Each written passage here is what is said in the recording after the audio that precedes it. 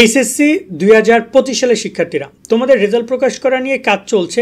তবে যেটা সত্য যে রেজাল্ট অনেক খারাপ হইতে পারে বিভিন্ন ক্ষেত্রে আমরা শুনতে পাচ্ছি, কারণ খুবই কড়াকড়ি আরোপ করা হয়েছে, কোনো প্রকার গ্রেস মার্ক দেওয়া হয়নি, এটা দেওয়া হয়নি, ওটা দেওয়া হয়নি, এবং শিক্ষা মন্ত্রণালয়ের তো রেজাল্ট তৈরিতে অনেক ভুল রয়েছে।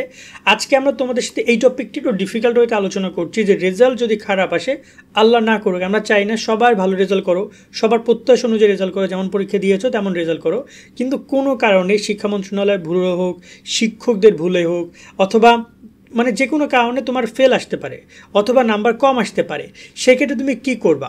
এই ভিডিওতে আমরা সেই টপিকটা তোমাদেরকে ক্লিয়ার করছি যে তোমার করণীয় কী। আমি কিন্তু কী নিয়ে কথা বলবো তোমরা অনেকে বুঝতে পারছো, সেটা হচ্ছে বোর্ড চ্যালেঞ্জ নিয়ে আমরা কথা বলবো।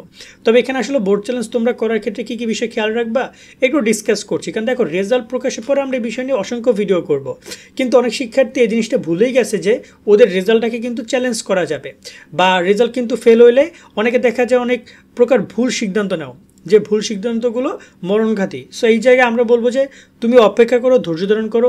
হিউজ শিক্ষার্থীর রেজাল্ট প্রতি বছরই এই বোর্ড চ্যালেঞ্জের মাধ্যমে পরিবর্তন হয়, তবে এটা সত্য যে যে পরিমাণে আবেদন করে সেই হারে কিন্তু রেজাল্ট পরিবর্তন হয় না। ধরুন আবেদন করেছে তোমার 2 লাখ 3 লাখ শিক্ষার্থী আবেদন করেছে, সেখানে রেজাল্ট পরিবর্তন হবে 10,000 15,000। তো আসলে 10,000 15,000 স্টুডেন্ট কিন্তু কম না, কিন্তু আবেদনকারীর তুলনায় কিন্তু কম। এইচএসসি 25 শিক্ষার্থীরা বিশ্ববিদ্যালয়ে ভর্তির প্রস্তুতির বই হিসাবে তোমরা কিনতে পারো এই 3টি বই, বাংলা ম্যাজিক, ইংরেজি ম্যাজিক এবং জিকে ম্যাজিক। এই 3টি বই মানবিক এবং বিভাগ পরিবর্তনের শিক্ষার্থীদের খুবই কাজে দিবে। এই বইগুলো অর্ডার করার জন্য তোমরা যেতে পারো নাইট 24 পাবলিকেশনের ওয়েবসাইটে, ওয়েবসাইট লিঙ্ক এবং তাদের নাম্বার আমরা দিয়ে রাখছি, সেখানে গিয়ে তোমরা চাইলে অর্ডার করতে পারো। এবং এই বইয়ের সাথে ভিডিও ক্লাসগুলো একদম ফ্রি পাচ্ছ, যা তোমার পড়াশোনাকে আরও সহজ করবে। এবং এই প্রত্যেক বছর শিক্ষা বোর্ডগুলো কোটি কোটি টাকা হাতিয়ে নিচ্ছে, কিন্তু আমার পয়েন্টটা হচ্ছে যে তোমার 200 টাকা বা 300 টাকা লাগবে বোর্ড চ্যালেঞ্জ করতে, তাহলে এই 300 টাকা তো তুমি দেখা যায় কোথাও গিয়ে একটা বিরিয়ানি খেয়ে নষ্ট করো, বা তুমি দেখা যায় কোনো কিছু একটা খাচ্ছ, কোনো কিছু একটা বন্ধুবান্ধব আড্ডায় নষ্ট করছো। সেক্ষেত্রে তুমি তোমার একটা সাবজেক্টের ক্লিয়ার একটা মানে রেজাল্ট তুমি জেনে নিতে পারো যে আসলেও শিক্ষা মন্ত্রণালয় কোনো ভুলে বা শিক্ষকদের কোনো ভুলে তোমার রেজাল্টটা খারাপ এসেছে কিনা। তো এই ভিডিওতে আমরা সেই বিষয়গুলো এক্সপ্লেন করছি, সম্পূর্ণ ভিডিওটা তোমরা বোঝো, দেখো। আর যারা আমাদের চ্যানেল সাবস্ক্রাইব করে রাখো, বিশেষ করে যারা জাতীয় বিশ্ববিদ্যালয় দিনে ভর্তি পরীক্ষা অংশগ্রহণ করবা এবং 7 কলেজ এবং বিভিন্ন পাবলিক পরীক্ষা অংশগ্রহণ করবা, তারা আমাদের যে সেকেন্ড চ্যানেল আছে অনার্স ইনফরমেশন সোমন স্টাডি, সেই চ্যানেলটা সাবস্ক্রাইব করে রাখো, কারণ সেখানে আমরা ডে বাই ডে তোমাদের আপডেটগুলো দিতে থাকবো। এবার আসি যে তোমাদের যে পয়েন্টে নিয়ে আমরা কথা বলছিলাম, বোর্ড চ্যালেঞ্জ করার ক্ষেত্রে কী কী বিষয়ের প্রতি খেয়াল রাখতে হবে। তোমরা যারা ফেল করবা, তোমাদের বোর্ড চ্যালেঞ্জ করা ফেল করো বা রেজাল্ট খারাপ করো, অর্থাৎ তোমার প্রত্যাশা পূরণ যদি রেজাল্ট না আসে, তাহলে তুমি বোর্ড চ্যালেঞ্জ করতে পারবা, এবং পার সাবজেক্টে 300 টাকার মতো করে তোমাকে নিবে। এখন অনেকের প্রশ্ন যে ভাই রেজাল্ট কি সত্যি কি পরিবর্তন হবে, এটার গ্যারান্টি আমি তোমাকে কখনোই দিতে পারবো না। তবে আমি এটা বলছি যে প্রত্যেক বছর 3%, 4%, 5% স্টুডেন্টের রেজাল্ট পরিবর্তন হয়। মানে 1 লাখ আবেদন করলে 5,000 বা 6,000 শিক্ষার্থীর রেজাল্ট পরিবর্তন হয়। 2 লাখ আবেদন করলে 10,000, 3 লাখ আবেদন করলে 15,000, 16,000, এরকম স্টুডেন্টের রেজাল্ট পরিবর্তন হয়। এখন এই সংখ্যাটা কিন্তু কম না, তুমিও সেই সংখ্যার মধ্যে থাকতে পারো। তোমার কোনো ভুল যদি না হয়, শিক্ষকদের ভুল যদি হয়, সেক্ষেত্রে তোমাদেরকে কিন্তু এই ব্যাপারটা হেল্প করতে পারে বোর্ড। তবে যদি বোর্ড আরও গুরুত্ব আরোপ করে বোর্ড চ্যালেঞ্জের খাতাটা দেখে, অনেস্ট কথা, যদি শিক্ষা বোর্ডগুলো প্রত্যেকটা খাতা দেখার জন্য কিন্তু তোমরা পে করবা, সো এমন না যে তারা ফ্রিতে দেখবে।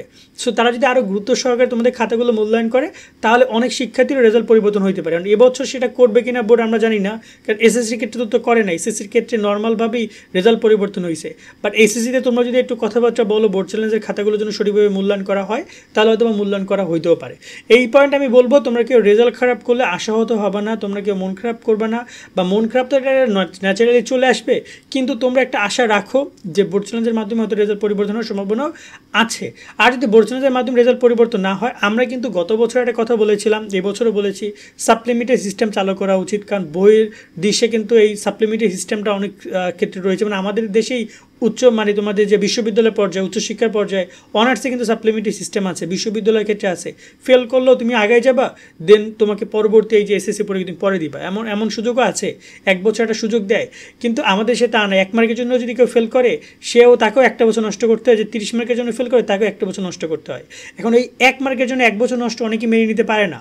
সেই জায়গায় একটু হলো এই বিষয় নিয়ে কথাবার্তা বলতে পারো তোমরা ফেসবুক সহ বিভিন্ন জায়গায়, যাতে করে সাপ্লিমেন্টারি সিস্টেমটা তারা চালু করে, অথবা বোর্ড চ্যালেঞ্জের খাতাগুলোর জন্য তারা গুরুত্ব সহকারে দেখে, অথবা গ্রেস মার্ক একটু দেয়, যাতে করে শিক্ষার্থীরা যারা 1 মার্ক 2 মার্কের জন্য ফেল করবে বা গ্রেড মিস যাবে, তাদের জন্য সেই অপরচুনিটিটা পায়।